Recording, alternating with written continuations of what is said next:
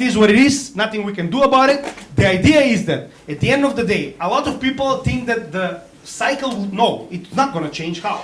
At the end of the day, Larry Fink can do whatever he wants. He cannot change the Bitcoin cycle. Because as most of you know, for you to actually change the Bitcoin cycle, at least half of the nodes on the Bitcoin network needs to vote to change the actual algorithm, which will never happen. Why? Why would I deflate my own Bitcoins by allowing Larry Fink to print more? So, human greed will never allow anybody like this guy here or his compatriots to actually change this that currently is holding your bags of wealth, right? So hopefully they will not manage to do this, but generally this kind of a feeling of greed among people is one of the strongest feelings out there. So with this emotion, my friend, you cannot fight. So again, I think that the cycle will never change. The halving will be as we see every 4 years.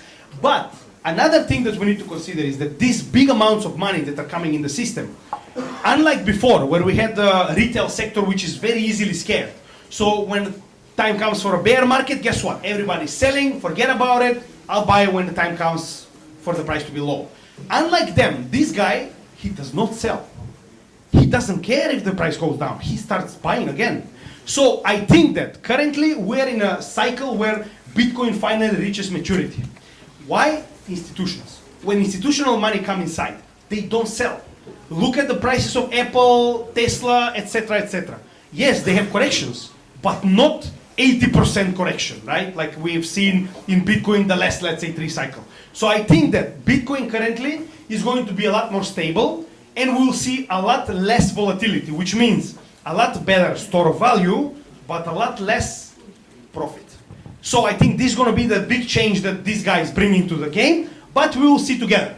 So this is more or less everything. I think that more or less rounds it up.